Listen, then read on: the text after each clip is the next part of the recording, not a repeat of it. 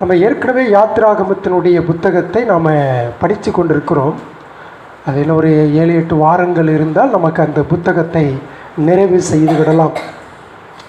யாத்திராகமம் ஒரு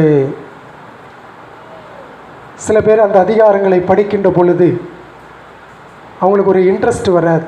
நீங்கள் அந்த யாத்திராகமத்தை சில அதிகாரங்கள் குறிப்பாக 28, 29, 30, 31 மற்றும் கடைசி 5 அதிகாரங்கள் படிச்சிங்கன்னா உங்களுக்கு அது ஒரு இன்ட்ரெஸ்டிங்காக இருக்காது. ஆசாரியன் என்ன செய்ய வேண்டும், அவனுக்கு என்ன ட்ரெஸ்ஸு கொடுக்க வேண்டும், அது சம்பந்தமான பல காரியங்கள் அங்கே இருக்குது. ஆனால் உண்மையிலேயே அது வாசிக்கின்ற பொழுது அது எவ்விதமாக கிறிஸ்துவில் நிறைவேற்றப்படுகிறது, ஒரு ஆசாரியனுடைய பணி என்ன என்பதையெல்லாம் நாம் தெளிவாக அதில் அறிந்து கொள்ள முடியும். ஆகவே நம்ம அந்த பகுதியை கூட நம்ம படித்து தியானித்து அதை நிறைவு செய்ய இருக்கிறோம். அடுத்த வாரத்திலிருந்து அதை நாம் பார்ப்போம். இப்பொழுது நாம் சென்ற வாரத்திலே பார்த்த யோவான் சுவிசேஷம் முதல் அதிகாரத்தினுடைய தொடர்ச்சியை நம்ம பார்த்து இன்றைக்கு நிறைவு செய்வோம். நம்ம யாத்திராகமும் அடுத்த வாரத்திலிருந்து நாம் தியானிப்போம்.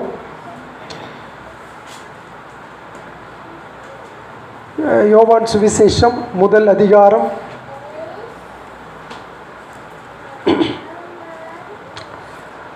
15, 16, 17, 18, 15, 14 சென்ற வாரத்தில் நம்ம பார்த்தோம் கிறிஸ்துவின் பிறப்பினுடைய தொடர்ச்சியை. இப்போ 15, 16, 17, 18 பாருங்கள். யோவான் அவரை குறித்து சாட்சி கொடுத்து, எனக்கு பின் வருகிறவர் எனக்கு முன்னிருந்தவர், ஆகையால் அவர் என்னிலும் மேன்மை உள்ளவர் என்று நான் சொல்லியிருந்தேனே, அவர் இவர்தான் என்று சத்தமிட்டு கூறினான். அவருடைய பரிபூரணத்தினால் நாம் எல்லாரும் கிருபையின் மேல் கிருபை பெற்றோம். எப்படி எனில், நியாயப்பிரமாணம் மோசேயின் மூலமாக கொடுக்கப்பட்டது, கிருபையும் சத்தியமும் இயேசு கிறிஸ்துவின் மூலமாய் உண்டாயின. தேவனை ஒருவனும் ஒரு காலும் கண்டதில்லை, பிதாவின் மடியிலிருக்கிற ஒரே பேரான குமாரனே அவரை வெளிப்படுத்தினார். இந்த பகுதி நமக்கு என்ன சொல்லி கொடுக்கிறது அப்படின்னு சொன்னால், சுருக்கமாக சொன்னால் என்ன தலைப்பு கொடுக்கலாம் அப்படின்னு சொன்னால், பிதாவை இந்த உலகத்திற்கு வெளிப்படுத்தியவர் கிறிஸ்து. Christ reveal the God the Father. கிறிஸ்து பிதாவை வெளிப்படுத்தினார். அதுக்கான தலைப்பாக இந்த பகுதிக்கு நாம் கொடுக்கலாம். சென்ற வாரத்திலே 14வது வசனத்திலே படித்தோம், வார்த்தை மாம்சமாகி கிருபையினாலும் சத்தியத்தினாலும் நிறைந்தவராய் நமக்குள்ளே வாசம் பண்ணினார்னு சொல்லி பார்த்தோம். கிறிஸ்து தேவாதி தேவன், கர்த்தாதி கர்த்தர், என்னைப் போல உங்களைப் போல மாம்ச சாயலை அவர் அடைந்து என்னுடைய உங்களுடைய பலவீனங்களையும் உணர்வுகளையும் நன்றாக அறிந்த ஒரு தேவாதி தேவனாக இருக்கிறபடியினாலே நாம் நம்முடைய கவலைகளையும் பாரங்களையும் அவர் அறிந்தவராக இருக்கிறார். அதனால் நமக்கு ஒரு நிம்மதி, ஒரு ஆறுதல், ஒரு சமாதானம். நிறைய பேர் கிறிஸ்துவின் மாம்ச பிறப்பை ஏற்றுக்கொண்டாலும் அவரது தெய்வீகத்தை ஏற்றுக்கொள்வதில்லை. ஒருவேளை அவரது தெய்வீகத்தை ஏற்றுக்கொண்டாலும் அவருடைய மாம்சீகமான மனித பிறப்பை ஏற்றுக்கொள்ளவில்லை. இதில் சில பிரச்சனைகளை நாம் தெளிவாக பார்த்தோம், ஆராய்ந்து பார்த்தோம், சிந்தித்து பார்த்தோம். இப்போ இந்த 15லிருந்து 18 முடிய உள்ள வசனங்களிலே ஆண்டவராகிய இயேசு கிறிஸ்துவை பற்றி இந்த அப்போஸ்தலனாகிய யோவான் 3 முக்கிய காரியங்களை சொல்கிறார். அப்புறம் வாசிக்க கேட்ட இல்லைங்களா? இந்த வசனத்தில் இயேசு கிறிஸ்துவை குறித்து 3 விதமான காரியங்களை சொல்லுகின்றார். இப்போ முதல்ல என்ன அப்படின்னு பார்த்தா, முதலாவது விஷயம் என்ன அப்படின்னு சொன்னால், இந்த உலகத்தில் இருக்கிற எல்லா விசுவாசிகளுக்குமான சகல ஆத்மீக தேவைகளை கிறிஸ்து மட்டுமே தருகிறார் என்று அப்போஸ்தலனாகிய யோவான் முதலாவதாக குறிப்பிடுகிறார். இந்த உலகத்தில் இருக்கிற எல்லா விசுவாசிகளுக்கும் ஆவிக்குரிய ஆத்மா சம்பந்தமான ஆத்மீக தேவைகள் அனைத்தையும் கிறிஸ்து மட்டும்தான் கொடுக்கிறார். அதை எங்கே வாசிக்கிறோம்? 16வது வசனம் பாருங்கள். அவருடைய பரிபூர்ணத்தினால் நாம் எல்லாரும் கிருபையின் மேல் கிருபை பெற்றோம். அவருடைய பரிபூர்ணத்தினால் நாம் எல்லாரும் கிருபையின் மேல் கிருபை பெற்றோம் என்று 16வது வசனத்திலே நாம் பார்க்கிறோம். அப்படின்னா என்ன சொல்ல வரார் அப்போஸ்தலனாகிய யோவான்? எனக்கு உங்களுக்கு என்ன சொல்ல வரார் கிறிஸ்துவை பற்றி? என்னுடைய உங்களுடைய சகல விசுவாசிகளுக்குமான சகல ஆத்மீக தேவைகள் அத்தனையும் யாற்று தான் போகணும்? கிறிஸ்துவினிடத்தில் மட்டுமே. ஏன்னா வசனம் அதுதான் சொல்லுகின்றது. ஆண்டவராகிய இயேசு கிறிஸ்து தன்னில் தாமே எல்லையற்ற பரிபூர்ணத்தை அவர் கொண்டிருக்கிறார். சகல பரிபூர்ணமும் கிறிஸ்துவுக்குள் வாசமாக இருக்கின்றது. கொலோசியருக்கு எழுதின நிருபம் முதல் அதிகாரம்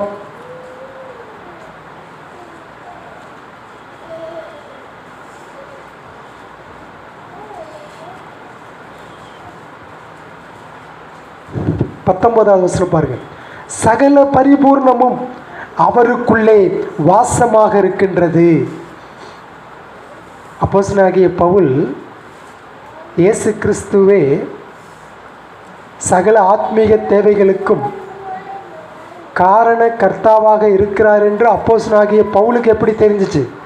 அவர் சுவிசேஷத்தை படித்ததினாலே, இயேசு கிறிஸ்துவை அவர் தன்னுடைய வாழ்க்கையிலே சந்தித்ததினாலே. கொலோசியர் 2ஆம் அதிகாரம் 3வது வசனம் பாருங்கள். கொலோசியர் 2:3. அவருக்குள் ஞானம் அறிவு என்பவைகளாகிய பொக்கிஷங்கள் எல்லாம் அடங்கியிருக்கின்றது. அப்போ இந்த உலகத்திலும் சரி அல்லது இனி வரப்போகின்ற உலகத்திலும், அதாவது பரலோகத்திலும் சரி, ஒரு பாவிக்கு தேவையான அனைத்தும் பரிபூர்ணமான கிருபை, பரிபூர்ணமான தயவு கிறிஸ்துவுக்குள் எல்லாம் அடங்கியிருக்கின்றது. சபைக்கு ஜீவ ஆவியை கொடுப்பதே கிறிஸ்துவனுடைய ஒரு பரிபூர்ணமான ஒரு கிஃப்ட். எந்தெந்த இடத்துலெல்லாம் வேதத்தின் அடிப்படையில் சபை இருக்கிறதோ அங்கங்கெல்லாம் பரிசுத்த ஆவியானவருடைய அடையாளங்கள், பரிசுத்த ஆவியினுடைய கிரியைகள், பரிசுத்த ஆவியினுடைய செயல்பாடுகள் இருக்கு இல்லைங்களா? இது கிறிஸ்துவனிடத்திலிருந்து வந்தவை. அதாவது பிரதான வேர் யாருன்னு சொன்னால் கிறிஸ்து. நீங்கள் யோவான் சுவிசேஷத்தில் படிச்சிங்கன்னா சொன்னால் கிறிஸ்துவிடத்திலிருந்து புறப்பட்டு வருகிற ஆவியை உடையவர்கள் அப்படின்னு சொல்லி நம்ம படிக்கிறோம். 14வது யோவான் 14வது அதிகாரத்திலே. ஸோ அப்படி பிதா, குமாரன், பரிசுத்த ஆவியானவர். இப்போ இந்த பிதாவை பற்றியும் பரிசுத்த ஆவியானவரை பற்றியுமே நாம் இன்னும் அதிகமாக ஆழமாக அறிந்து கொள்ள, அந்த ஆவிக்குரிய சத்தியங்களை பெற்றுக்கொள்ள வேண்டுமானால் யாரிடத்தில் செல்ல வேண்டும்? கிறிஸ்துவினிடத்திலே செல்ல வேண்டும். கிறிஸ்து மட்டுமே அதற்கு பரிபூர்ணராக இருக்கின்றார். நமக்கு எல்லாருக்கும் தேவையான ஜீவனையும் பலனையும், விசுவாசிகளுக்கு குறிப்பாக விசுவாசிகளுக்கு தேவையான பலனையும் ஜீவனையும் கொடுக்கிறார். 1ஆம் தேதி ஆரம்பித்தோம், இன்றைக்கி 7ஆம் தேதி. 1ஆம் தேதி என்ன படித்தோம்? தேவன் நமக்கு அடைக்கலமும் பலனும் ஆபத்து காலத்தில் அனுகூலமான துணையுமானவர் என்று ஆரம்பித்தோம். 6 நாள் தான், இன்றைக்கி 7வது நாள். யோசிச்சு பாருங்கள், இந்த 6 நாளில் எத்தனை நாள் நீங்கள் கவலைப்பட்டிருப்பீங்க? எத்தனை நாள் நீங்கள் பலவீனம் அடைஞ்சிருப்பீங்க? எத்தனை நாள் நீங்கள் சோர்வுற்றிருப்பீங்க? நான் சோர்வுற்றேன், கவலை கொண்டேன், அழுதேன், எல்லாமே என் மனசுக்குள்ளே இருந்துச்சு, இல்லைன்னு சொல்லலை. இப்போ மறுபடியுமாக ஆவியானவர் என்னை ஆற்றினார், தேற்றினார். அந்த வசனத்தை எனக்கு ஞாபகப்படுத்தினார். கிறிஸ்துவனிடத்திலே போன்னு சொன்னார், கிறிஸ்துவனிடத்திலே மன்றாடுன்னு சொல்கிறார். அதை தானே செய்ய முடியும். இப்போ அவரிடத்திலிருந்து தானே அந்த பலத்தையும் ஞானத்தையும் இதெல்லாம் ஓவர் கம் பண்ணுறது எது அப்படின்னா ஆவியானவர். 6 நாளைக்குள்ளது 6 நாள் தாங்க ஆச்சு. அதுக்குள்ளே நான் எவ்வளோ புலம்பி தீர்த்தேன், நீங்கள் எவ்வளோ புலம்பி தீர்த்திருப்பீங்க. ஆனால் இப்போ நம்ம கடவுளை ஆராதிக்கிறோம், கடவுளை தொழுது கொள்கிறோம் என்றால் அது அவரிடத்திலிருந்து பெற்றுக்கொண்ட பலன், அவரிடத்திலிருந்து பெற்றுக்கொண்ட கிருபை, அவரிடத்திலிருந்து பெற்றுக்கொண்ட தயவினால் உட்கார்ந்துருக்கும். இதை உலக பிரகாரமான மனுஷன் என்ன செஞ்சிருப்பான்? தவறான முடிவுகளை எடுத்திருப்பான், தவறான முடிவுகளுக்கு போயிருப்பான். ஆனால் நம்ம என்ன பண்ணியிருக்கிறோம்? எல்லா ஜீவனையும் பலனையும் கிறிஸ்து தான் எனக்கு கொடுக்கிறார், போத் ஸ்பிரிச்சுவல் அண்டு பிசிக்கல். அவரிடத்தில் இரக்கம் இருக்கின்றது, அவரிடத்தில் கிருபை இருக்கின்றது, அவரிடத்தில் ஞானம் இருக்கின்றது, அவரிடத்தில் நீதி இருக்கின்றது, அவரிடத்தில் பரிசுத்தம் இருக்கின்றது, அவரிடத்தில் மீட்பு இருக்கின்றது, அவரிடத்தில் விடுதலை இருக்கின்றது. எல்லா பரிபூர்ண ஈவுகளை இந்த உலகத்தில் பிதாவாகிய கடவுள் வெளிப்படுத்தின ஒரே ஒரு இடம் கிறிஸ்து. அவர் மீட்பில் அவர் ஐஸ்வர்யம் உள்ளவர். ஆகவே தான் இந்த வசனம் சொல்லுகிறது, எல்லா காலத்திலும் எந்த ஊரில் எந்த விசுவாசி இருந்தாலும் அவனுக்கு சகல ஆத்மீக தேவைகளையும் சந்திக்கக்கூடிய ஒரு நபர் என்றால் கிறிஸ்து. ஊருக்கு போகும்போதெல்லாம் நம்ம பிள்ளைகிட்ட சொல்லிடுமா இல்லையா? எதை விட்டுறியோ விடலையோ, ஆனால் கிறிஸ்துவை விட்டுறாதப்பான்னு ஏன் சொல்கிறோம்? அவர்தான் பலன், அவர்தான் ஐஸ்வர்யம், அவர்தான் உங்களுக்கு எல்லாம், எனக்கும் உங்களுக்கும். ஆகவே கிறிஸ்துவை விட்டு விடாதீர்கள். கிறிஸ்துவை எக்காலத்திலும் இருக்கிற எல்லா விசுவாசிகளுக்கும் கிறிஸ்துவின் ஜீவன் உண்டு. அவருடைய பரிபூர்ணத்தினாலே நாம் திருப்தியாக்கப்படுகிறோம். சரீர பிரகாரமாக நமக்கு திருப்தி இல்லை தான், எவ்வளவோ தேவைகள் இருக்குது, எவ்வளவோ வாண்டட் இருக்குது நமக்கு. ஆனால் ஒரு பக்கம் நமக்கு ஆறுதலும் தேறுதலும் கிறிஸ்து கொடுத்து கொண்டிருக்கிறார். அவருடைய பரிபூர்ணத்தினாலே நாம் பரிபூர்ணத்தை அடைந்து கொண்டிருக்கிறோம், திருப்தியை பெற்று கொண்டிருக்கிறோம் என்பதை நாம் மறுக்க முடியாது. பழைய ஏற்பாட்டை நாம் வாசிக்கின்ற பொழுது பழைய ஏற்பாட்டில் உள்ள ஆதாமிலிருந்து வந்த அத்தனை பேரும் அல்லது ஆபிரகாமிலிருந்து தொடர்ச்சியாக வந்த அத்தனை பேருமே அவர்கள் எந்த நீரூற்றிலிருந்து ஜீவ தண்ணீரை பெற்றார்கள் என்று அவங்களுக்கு தெரியாது. ஆனால் அவங்க யெகோவா தேவனை நம்பினாங்க, யெகோவா கர்த்தரை விசுவாசித்தார்கள், அதில் எந்த மாற்று கருத்துக்கு இல்லை. ஆனால் அவர்களுக்கு வரப்போகின்ற கிறிஸ்துவை அவர்கள் முகமுகமாய் பார்த்தது கிடையாது. வரப்போகிற இயேசு கிறிஸ்துவை அவர்கள் தூரத்திலே கண்டார்கள். பழைய ஏற்பாட்டினுடைய சகல பரிசுத்தவான்கள் அப்படிதான். ஆனால் புதிய ஏற்பாட்டிலே பரிசுத்தவான்களாக இருக்கிற பரிசுத்தவான்களாக கிறிஸ்து என்னையும் உங்களையும் மாற்றியிருக்கிறாரு. எனக்கும் உங்களுக்கும் நாம் தூரத்தில் பார்க்க தேவையில்லை, நமது அருகாமையிலே சொல்லப்போனால் அவர் நம்முடைய உள்ளத்திலே அவர் குடிகொண்டிருக்கிறார். பரிசுத்தாவியான பழைய ஏற்பாட்டிலேயே அவங்க உள்ளத்தில் இருந்திருக்கிறாங்க, பட் அவங்களுக்கு தெரியாது. அந்த சத்தியம் எங்கே வெளிப்படுத்தப்பட்டது? புதிய ஏற்பாட்டிலே அதிகமாக வெளிப்படுத்தப்பட்டது. அவர்கள் கிறிஸ்துவை முகமுகமாய் பார்க்கல, தூரத்திலே கண்டார்கள். ஆபேல் துவங்கி நம்ம இப்போ கிறிஸ்து யோவான் ஸ்நானகன் வரைக்கும், கிறிஸ்து பிறக்கிற வரைக்கும் எல்லாமே எப்படி பார்த்தார்கள்? அவர்கள் அதை உணராமல் அறியாமல் மேசியா வருவார் வருவார் என்று சொல்லிக்கொண்டே இருந்தார்கள். ஆபேல் துவங்கி மீட்கப்பட்ட சகல ஆத்துமாக்களும் ஆண்டவராகிய இயேசு கிறிஸ்துவில் மட்டுமே தங்களுக்குரிய அனைத்தையும், ஒருவேளை அவர்கள் அறியாமல் இருந்திருக்கலாம், அவங்களும் யாரிடத்திலிருந்து தான் பெற்றுக்கொண்டாங்க? கிறிஸ்துவினிடத்திலிருந்தே தான் பெற்றுக்கொண்டார்கள். அதனால தான் சொல்கிறது, புதிய ஏற்பாடு பழைய ஏற்பாட்டினுடைய பின்னணி. பழைய ஏற்பாட்டை நன்றாக ஒருவர் படிக்கின்ற பொழுது புதிய ஏற்பாட்டை ஒருத்தர் சரியாக விளங்கி கொள்ள முடியும்.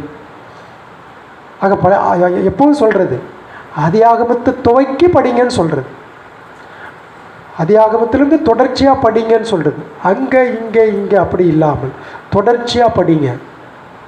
இப்போ ஒரு கதை புத்தகத்தை எடுத்துக்கிட்டால் பாதியில் நான் படித்தேன்னா எனக்கு புரியுமா? புரியாது. ஒரு ஸ்டோரியோ ஒரு மூவிஸோ ஏதாவது பார்க்குறோம், திடீர்னு ஒருத்தன் வரான்னா என்ன இது, ஏன் யார் இது, என்ன இப்படி இன்ட்ரெஸ்டிங்காக இருக்கும். ஏன் அமைதியாக இருக்கும், முதல்ல இருந்து தெரிஞ்சுக்கோன்னு சொல்லுவோமா, சொல்ல மாட்டோம். திடீர்னு வந்து நுழையில. அப்போ ஒரு கதையை ஆரம்பத்திலிருந்து படிக்கணும். அப்போ ஆதி ஆகமத்தை படிங்க, சரிங்களா? அப்படி படிக்கும் பொழுது உங்களுக்கு அந்த வரலாற்று சம்பவங்கள் புரியும். இப்போ புதிய ஏற்பாட்டுக்கு வரீங்க, அப்போ பழைய ஏற்பாட்டிலே உங்களுக்கு புரியாத சில விஷயங்கள் புதிய ஏற்பாட்டிலே தெளிவாக ஆண்டவர் புரிய வைப்பார். அப்போ புதிய ஏற்பாட்டினுடைய பின்னணி எது? பழைய ஏற்பாடு. அப்போ பழைய ஏற்பாடு இல்லாமல் புதிய ஏற்பாடு இல்லை, புதிய ஏற்பாடு இல்லாமல் பழைய ஏற்பாடு இல்லை. ஒரு நீண்ட கதை அங்கே ஆரம்பித்து இங்கே புதிய ஏற்பாட்டில் அது முடிகிறது. அந்த கதை தான் நம்முடைய ஆண்டவரும் இரட்சகரும் இயேசு கிறிஸ்துவுமான வம்ச வரலாறுன்னு சொல்லி ஆரம்பிக்கிறது. அதுதான் அந்த கதையினுடைய சரித்திரம் தான் கிறிஸ்து. அந்த கிறிஸ்து தான் சகல பரிபூர்ணத்திற்கும் உரியவராக எனக்கும் உங்களுக்கும் இருக்கின்றார் என்பதை நாம் ஒருபொழுதும் மறந்துவிடக்கூடாது. சகல ஆத்துமாக்களும் ஆண்டவராகிய இயேசு கிறிஸ்துவிலிருந்து மட்டுமே தங்களுக்குரிய அனைத்தையும் பெற்றுக்கொண்டார்கள். மகிமையில் உள்ள பரிசுத்தவான்கள் யாவரும், நிறைய பேர் இப்போ பரிசுத்தவான்கள் மரிச்சு எங்கே போயிட்டாங்க? பரலோகம் போயிட்டாங்க. இப்போ கிறிஸ்து மறுபடி வரும் பொழுது அவங்கள அவர் என்ன செய்ய போகிறார்? உயிரோடு எழுப்ப போகிறார். அப்போ அவரை போலவே பரிபூர்ணமாக அடைய போகிறார்கள். அவரை விசுவாசிக்கிறவர்கள் அவரை போலவே இருப்பார்கள் என்று யோவானிலே படிக்கிறோமே, அந்த சத்தியம்தான் இங்கே சொல்லப்படுகிறது. கடைசி நாளில் நான் அனைவரையும் உயிரோடு எழுப்புவேன் அப்படின்னு சொன்னால் என்ன கடைசி நாள்? அவர் வருகின்ற பொழுது, அவர் வருகின்ற பொழுது கடைசி நாளிலே கர்த்தர் அவர் அந்த பரிபூர்ணத்தோடு நம்மை சேர்த்து கொள்ள போகிறார். ஆக என்னுடைய உங்களுடைய சகல ஆவிக்குரிய ஆத்துமாவின் தேவைகளை அனைத்தையும் தருகிறவர் கிறிஸ்து. ஏன்னு சொன்னால் யோவான் சுவிசேஷத்தில் படிக்கிறோம், அவருடைய பரிபூர்ணத்தினால் நாம் எல்லாரும் கிருபையின் மேல் கிருபை பெற்றோம். ரெண்டாவதாக இந்த பகுதி நமக்கு கற்றுக் கொடுக்கிற சத்தியம் என்ன அப்படின்னு சொன்னால், மோசேயை விட நியாயப்பிரமாணத்தை விட கிறிஸ்துவின் சுவிசேஷம் சிறந்தது அல்லது மேலானது என்று இந்த பகுதி நமக்கு இரண்டாவதாக சொல்லிக் கொடுக்கிறது. மோசேயை விட, நியாயப்பிரமாணத்தை விட கிறிஸ்துவின் சுவிசேஷம் மேலானது என்ற சத்தியத்தை இந்த பகுதி நமக்கு கற்றுக் கொடுக்கிறது. வெரி சிம்பிள் ட்ரூத், எளிமையான சத்தியம். இதை இப்போ படிக்கும்போது நம்ம குழப்பம் அடைய வேண்டிய அவசியமே இல்லைங்க. இவ்வளோ தெளிவாக இருக்கு பாருங்க. கிறிஸ்து தான் சகல ஆத்மீக தேவைகளுக்கும் உரியவர். அடுத்து என்ன சொல்லுது? இவர் மோசேயை விட மேலானவர், நியாயப்பிரமாணத்தை விட மேலானவர் என்பதை எடுத்த எடுப்பில் அப்போஸ்தலனாகிய யோவான் சொல்லுகின்றார். எங்கே படிக்கிறோம்? 17வது வசனம் பாருங்கள். எப்படி எனில் நியாயப்பிரமாணம் மோசேயின் மூலமாக கொடுக்கப்பட்டது, கிருபையும் சத்தியமும் இயேசு கிறிஸ்துவின் மூலமாய் உண்டாயின என்று 17வது வசனத்திலே நாம் படிக்கின்றோம். அப்போ நியாயப்பிரமாணத்தை விட கிறிஸ்து மேலானவர் அப்படின்னு சொன்னால், பழைய ஏற்பாட்டில் கொடுக்கப்பட்ட நியாயப்பிரமாணம் வேஸ்டா? அப்புறம் அந்த கேள்வி வருமா இல்லைங்களா? பழைய ஏற்பாட்டில் நியாயப்பிரமாணத்தை கடவுள் கொடுத்தார் இஸ்ரவேல் மக்களுக்கு. அந்த நியாயப்பிரமாணம் தேவையில்லை, அதனால் ஒரு பிரயோஜனம் இல்லை, கிறிஸ்து தான் மேலானவர் அப்படின்னு சொன்னால், what is the use of giving the law in the old testament? அப்போ பழைய ஏற்பாட்டில் அந்த நியாயப்பிரமாணத்தை கொடுத்ததுனால என்ன பிரயோஜனம் அப்படின்று அந்த கேள்வி நமக்கு எழ வேண்டும். வரும், நானாக யோசிச்சிருக்கிறேன், வரணும். அப்படி வரும்பொழுது அது எதற்காக கொடுக்கப்பட்டது என்பதை நாம் தெளிவாக அறிந்து கொள்ள வேண்டும், தெளிவாக புரிந்து கொள்ள வேண்டும். நியாயப்பிரமாணமானது ஒழுக்க சட்டத்தையும் சடங்கு சட்டத்தையும் நாட்டு சட்டத்தையும் இஸ்ரவேலர்கள் கை கொள்ளும்படி அவர் கடவுளால் கொடுக்கப்பட்டது தான் நியாயப்பிரமாணம். நாட்டு சட்டம், சடங்கு சட்டம், ஒழுக்க சட்டம், இது மூணுமே நியாயப்பிரமாணத்தில் இருக்கு. அதில் சடங்கு சட்டம் கிடையாது, இப்போ கிடையாது. ஏன்னா கிறிஸ்து சிலுவையில் எல்லாவற்றையும் நிறைவேற்றி முடிச்சிட்டார். நாட்டு சட்டம் இஸ்ரவேலருக்கென்று கொடுக்கப்பட்ட ஒரு சட்டம். இப்போ இஸ்ரவேலர் அன்று பழைய ஏற்பாட்டில் கொடுக்கப்பட்ட அந்த சட்டத்தை எல்லாம் உலகம் பூரா பின்பற்றுறாங்களா? இல்லை. ஸோ அதுவும் அபாலிஷ், ஒழிக்கப்பட்டது. நியாயப்பிரமாணத்தில் சொல்லப்பட்ட ஒழுக்க சட்டம், the moral law of God, அது உலகம் முழுவதும் அனைவராலும் எல்லாரும் பின்பற்ற வேண்டிய சட்டம். அது முடியுமா? முடியாது. ஏதாவது ஒரு வகையில் பிரேக் பண்ணிடுறோம். நானாலும் சரி, நீங்களானாலும் சரி, உலகத்தில் இருக்கிற எந்த மனிதனானாலும் சரி, ஏதாவது ஒரு வகையில் அந்த ஒழுக்க சட்டத்தை நாம் மீறிக்கொண்டே இருக்கிறோம். ஆனால் அத்தனையையும் இயேசு கிறிஸ்து நிறைவேற்றி முடித்தவர், அத்தனையும் அவர் சிலுவையிலே செய்து முடித்தவர். இந்த உலகத்திலே நியாயப்பிரமாணத்தை பூரணமாக பின்பற்றியவர் அவர் மாத்திரம்தான், வேறு யாருமே கிடையாது. ஆகையினால தான் இந்த இடத்துல சொல்லப்பட்டிருக்கிறது, என்ன சொல்லப்பட்டிருக்கிறது? நியாயப்பிரமாணம் மோசேயின் மூலமாக கொடுக்கப்பட்டது, கிருபையும் சத்தியமும் இயேசு கிறிஸ்துவின் மூலமாய் உண்டாயின என்று படிக்கின்றோம். இந்த மோசே, நீங்கள் எபிரேயருக்கு எழுதின நிருபம் 3வது அதிகாரம் 5வது வசனம் பாருங்க. சொல்லப்பட போகிற காரியங்களுக்கு சாட்சியாக மோசே பணிவிடைக்காரனாய் அவருடைய வீட்டில் எங்கும் உண்மையுள்ளவனாயிருந்தான். அதாவது மோசேங்க பழைய ஏற்பாட்டில் கடவுளால் இஸ்ரவேல் மக்களை எகிப்திலிருந்து வழிநடத்த நியமிக்கப்பட்ட ஒரு தலைவன். அப்போ அவன் என்ன செய்கிறான்?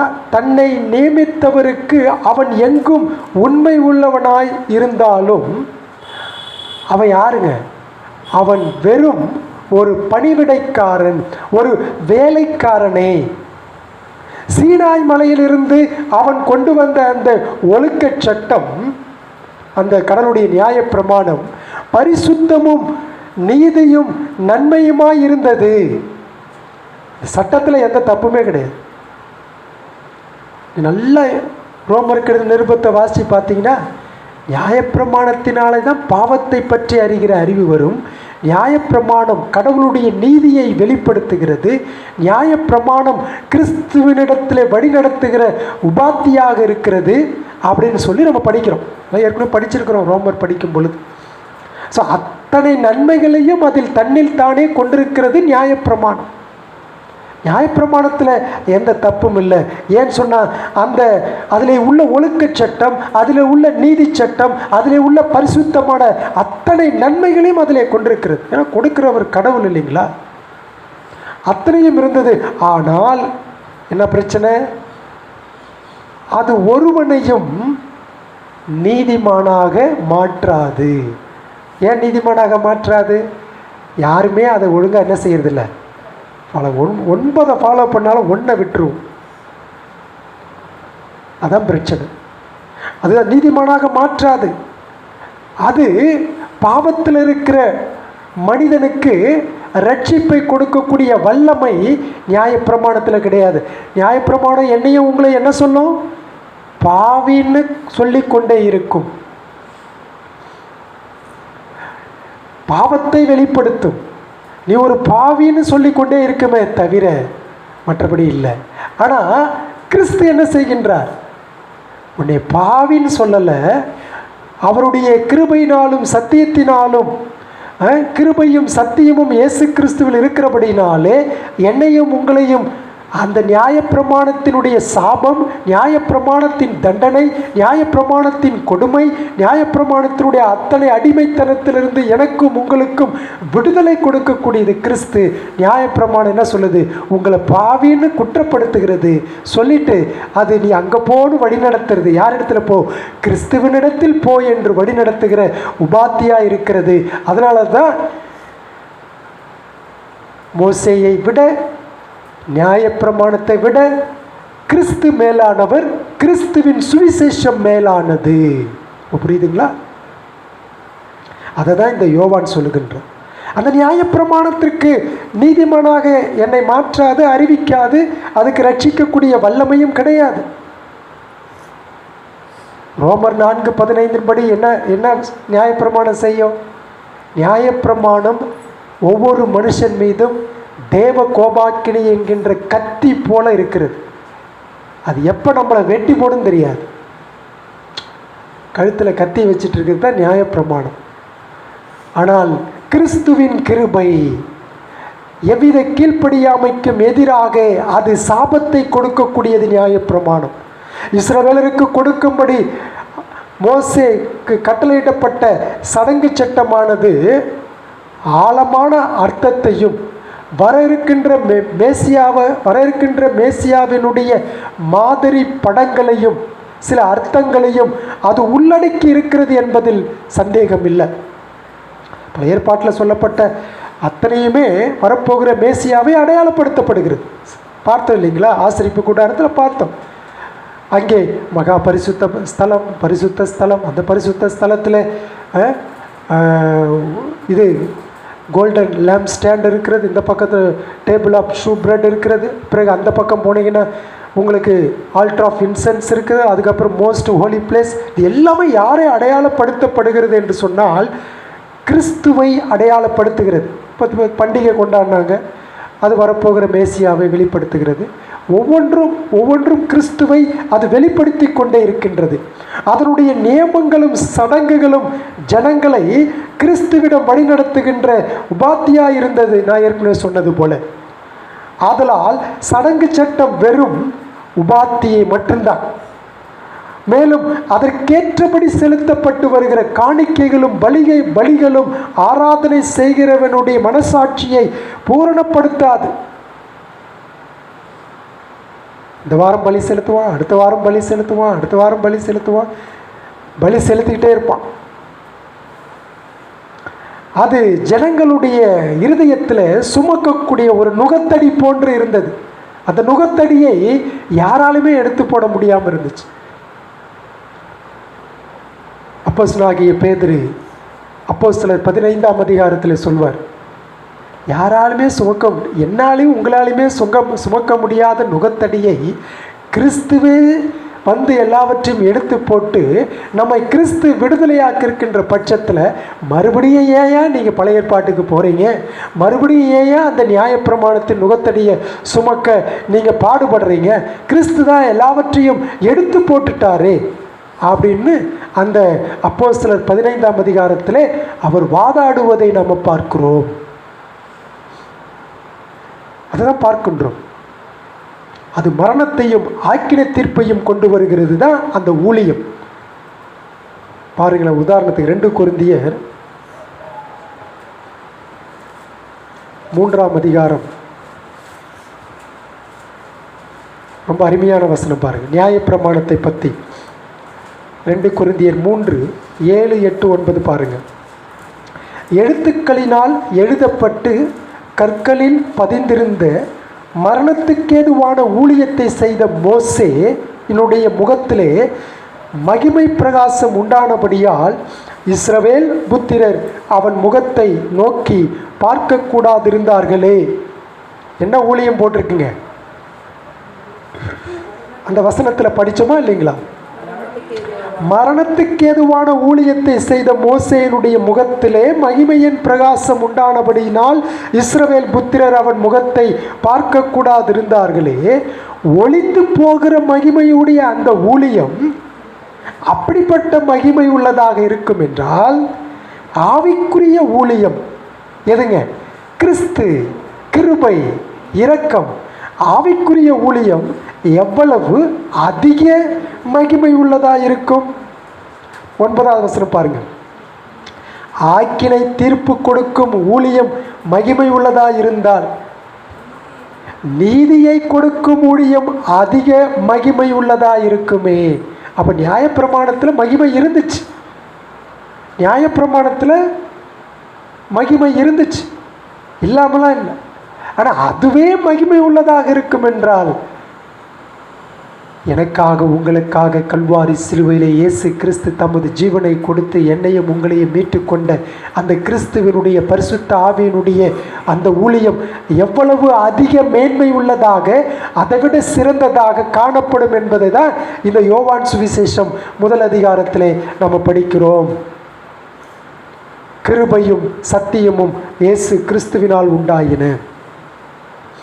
ஆக கிருபையும் சத்தியமும் நிறைந்த தேவனுடைய பண்டசாலையின் திறவுகோல்களை யார் வைத்திருக்கிறார் என்றால் கிறிஸ்து வைத்திருக்கிறார். குமாரனாக அவர் இந்த உலகத்திற்கு வந்தார். தேவனுடைய கிருபையுள்ள ரட்சிப்பின் திட்டத்தை அவர் முழுமையாக குமாரன் அறிந்த பொழுது தான் பிதாவாகிய கடவுள் தமது குமாரனை ஏற்ற வேளையிலே இந்த உலகத்திற்கு அனுப்பினார். கிருபை அவராலே வந்தது, நியாயப்பிரமாணத்தினால் அல்ல. கிருபை கிறிஸ்துவினாலே வந்தது. அவருடைய இரத்தத்தை விசுவாசிப்பதினால் முழு உலகிற்கும் அவராலே இரக்கம் கிடைத்தது. மெய்யான ஜீவ பலியாகவும் இரக்கத்தின் ஊற்றாகவும் பிரதான ஆசாரியராகவும் தம்மை தாமே எனக்காக உங்களுக்காக அவர் வெளிப்படுத்தி பழைய ஏற்பாட்டில் சொல்லப்பட்ட முன் அடையாளங்களை எல்லாம் சிலுவையிலே தம்மில் நிறைவேற்றின பொழுது அவராலே உலகிற்கு மெய்யான சத்தியம் புறப்பட்டு வந்தது. அதனால தான் கிருபையும் சத்தியமும் இயேசு கிறிஸ்துவில் இருக்கிறது. அதனால தான் அவர் சொன்னார் யோவான் 14:6 நானே வழியும் சத்தியமும் ஜீவனுமாய் இருக்கிறேன் என்று சொன்னார்.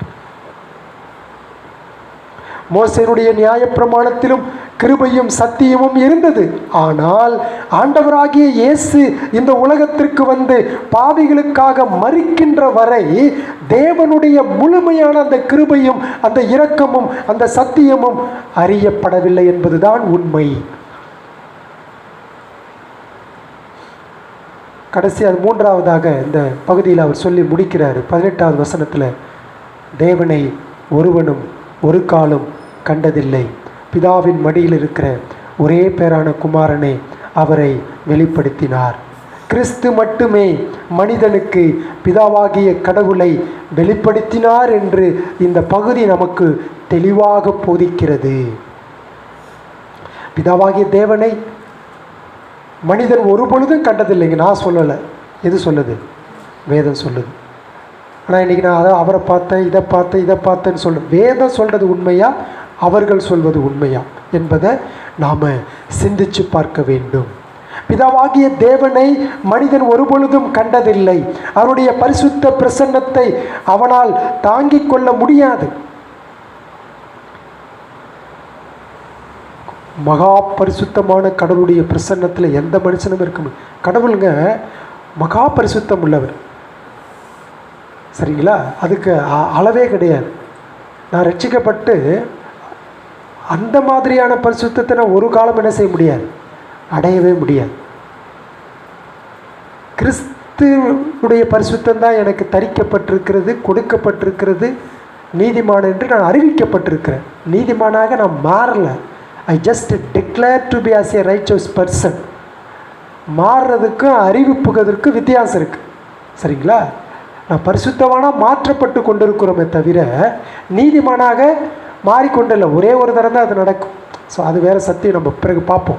ஆனால் என்ன படிக்கிறோம் என்றால் கடவுளை ஒரு பொழுதும் ஒருவனும் பார்த்ததில்லை. யாத்திராகமம் 33 கடவுள் சொல்கிறார், மோசே கேட்குற, ஆண்டவரே என்ன உன் முகத்தை ஒரு முறை காட்டுறீங்களா, நான் பார்த்துட்றேன்றான்.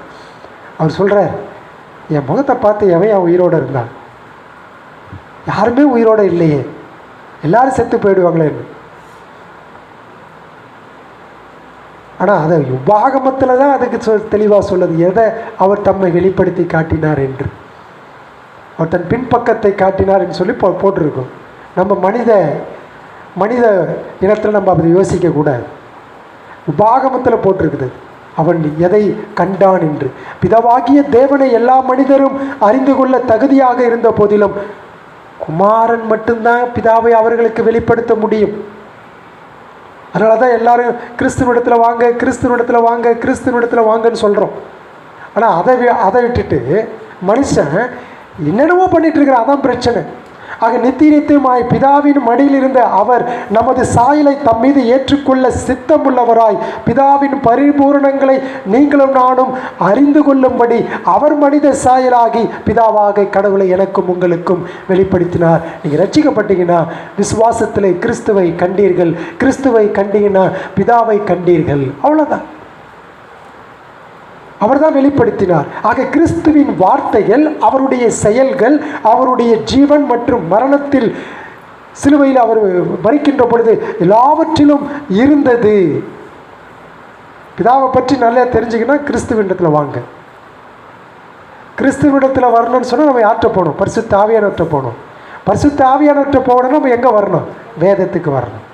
அந்த லிங்க் பாருங்கள், அந்த லிங்க் ஒன்றோடு உண்டு எப்படி இணைக்கப்பட்டிருக்கிறது. வேதத்துக்கு வர வேண்டும். வேதம்தான் அதை நமக்கு கற்றுக் கொடுக்கிறது. ஆக அவருடைய பரிபூர்ணமான ஞானம், அவருடைய சர்வ வல்லமை, பாவிகளிடம் அவர் காட்டின சொல்ல முடியாத அன்பு, ஒப்பிடப்பட முடியாத அவருடைய பரிசுத்தம், பாவத்தின் மீதான அவருடைய வெறுப்பு போன்றவைகளை கிறிஸ்துவினுடைய ஜீவனிலும் மற்றும் மரணமே நமக்கு மிக மிக தெளிவாக ஒவ்வொரு நாளும் வேதத்தின் மூலம் வெளிப்படுத்துகிறது. வார்த்தையாகிய தேவன் தன் மீது சரீரத்தை ஏற்றுக்கொண்ட போது தேவன் மாம்சத்தில் வெளிப்பட்டார் என்கின்ற சத்தியம் நிருபங்களிலே பவுல் சொல்வதை நாம் படிக்கிறோம். அவர் சொன்னார், நானும் பிதாவும் ஒன்றாக இருக்கிறோம். உடனே அங்கே இருக்கிற யூதர்கள் என்ன செஞ்சிட்டாங்க? என்ன செஞ்சாங்க? கல்லெறிஞ்சிட்டான். அது வரைக்கும் அமைதியாக கேட்டுட்டு இருந்தான். நானும் பிதாவும் ஒன்றாக இருக்கிறோன்னு சொன்னோடனே யூதன் கல்லெறிஞ்சிட்டான். ஏன்? இயேசுவை அவர் மனுஷனாக இருக்க பிதாவுக்கு தன்னை சமமாக்கினாரே. இப்போ புரியுதுங்களா இயேசு என்ன சொல்கிறாருன்னு? நான் அந்த பிதா தான்பான்றார், நானும் கடவுள் தான் சொல்கிறேன். நானே கடவுள்னு சொல்லி டைரெக்டாக சொல்லலை இயேசு எங்கேயுமே. ஆனால் கடவுளுக்குரிய அத்தனை செயல்பாடுகள், அத்தனை கிரியைகள் யூதர்கள் மத்தியில் அவர் செய்தார். ஆனாலும் அவர்கள் என்ன செய்யவில்லை? விசுவாசிக்கவில்லை. அதான் பிரச்சனை. மனுஷனுடைய இருதயம், அதுதான் பிரச்சனை. என்னை கண்டவன் பிதாவை கண்டார் என்று அவரே சொல்லியிருக்கிறார். கொலோசியர் வாசிக்க கேட்டோமே 2ஆம் அதிகாரம் 9வது வசனத்தின்படி தேவத்துவத்தின் பரிபூர்ணம் எல்லாம் சரீர பிரகாரமாக அவருக்குள் வாசமாயிருக்கிறது. இந்த பகுதி இப்போ படித்தோம் இல்லைங்களா, சிந்தித்தோம், கொஞ்ச நேரம் பார்த்தோம். இப்படி கிறிஸ்துவை குறித்து சொல்லப்படுகின்ற இந்த 3 காரியங்களை, கிறிஸ்துவை பற்றியே நான் கற்றுக்கொண்ட இந்த 3 விஷயங்களிலே நான் சிந்தித்து பார்க்க வேண்டும். விசுவாசியாக நான் சிந்திக்கணும், போதகனாக சிந்திக்கணும், மற்ற மக்களும் சிந்திக்க வேண்டும். கிறிஸ்து இல்லாமல் ரட்சிப்பு இல்லை, கிறிஸ்து இல்லாமல் பாவ மன்னிப்பு இல்லை. கடவுள் கிறிஸ்து மூலமாக தம்மை வெளிப்படுத்தியிருக்கிறார். அவர்கிட்ட தான் வர வேண்டும். அவர்தான் நமக்கு மோட்சம், அவர்தான் நமக்கு ஜீவன், அவர்தான் நமக்கு வழி. ஆக அவரை குறித்ததான உயர்வான காரியங்களை உங்களுடைய சிந்தனையிலே பதிய வேண்டும், சிந்திக்க வேண்டும்.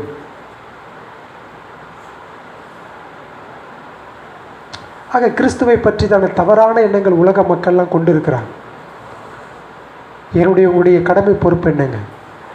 கிறிஸ்துவிடம் வாங்க. அவன் பல பேர் சொல்லுவான், ஏன் வரல மக்கள்? சுவிசேஷத்தை கேட்டாங்க, சரி அடுத்த வாரம் போவோம், என்ன தான் சொல்கிறான்னு கேட்போமே அப்படின்னு ஏன் அந்த சிந்தை அவங்களுக்கு வரல? ஊருக்கு பயப்படுவான், பக்கத்தில் இருக்கிறவன் என்ன சொல்லுவான்னு பயப்படுவான், மதத்தை மாற்றுறாங்களோ நீங்கள் அங்கே போயிடாதீங்கன்னு யார் சொல்லி கொடுப்பா? பக்கத்தில் இருக்கிறவனே சொல்லி கொடுப்பான். இதெல்லாம் பிசாசினுடைய தந்திரங்கள். இப்போ நீங்களாம் மாறினீங்களா? நான் மாறினேன்னா? நான் மாறலையே. நீங்கள் மாறலையே. கிறிஸ்து உங்களை மாற்றினார், அவருடைய சத்தியம் உங்களை மாற்றினது. யாரையும் மாற்றவே முடியாது. ஊரில் இருக்கிற சொல்கிறதெல்லாம் கேட்பான், பக்கத்து வீட்டுக்காரன் சொல்கிறதெல்லாம் கேட்பான், சொந்தக்காரன் சொல்கிறதெல்லாம் கேட்பான். நீ அங்கே போயிடாத, போயிட்டுனா அவ்வளோதான் முடிஞ்சு, உன்னை மாற்றிடுவாங்க. யாராலையும் மாற்றவே முடியாது. கிறிஸ்து மட்டும்தான் அவருடைய சுவிசேஷத்தை கொண்டு மாற்றுகின்றார். அப்போ அப்படிப்பட்ட காரியம் நடக்கிறதுக்காக தான் நம்ம என்ன செய்ய சொல்கிறோம்?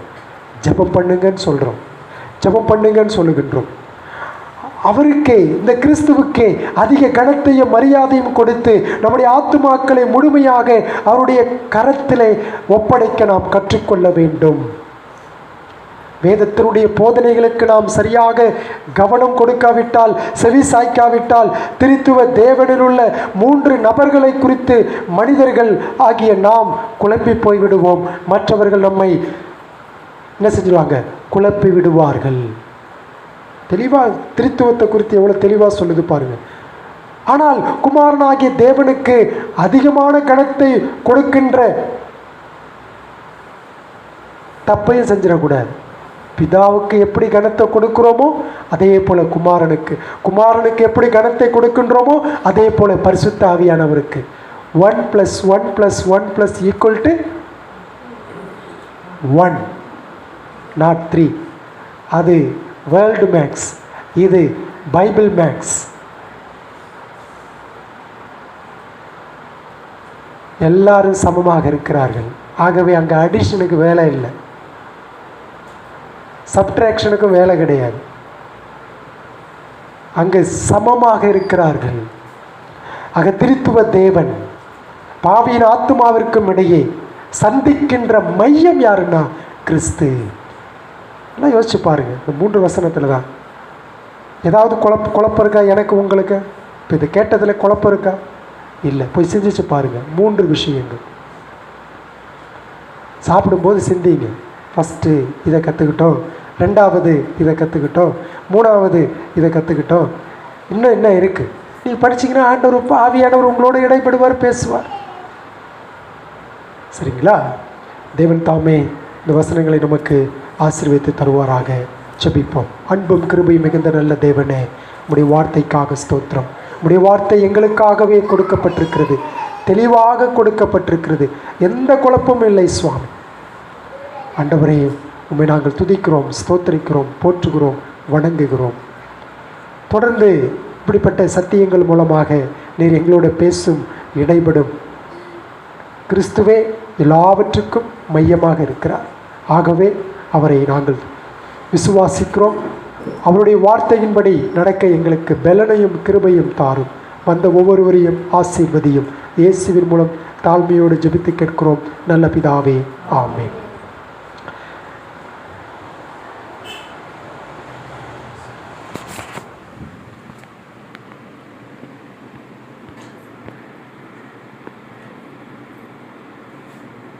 எப்படி ஆஃப் பண்ணுறது?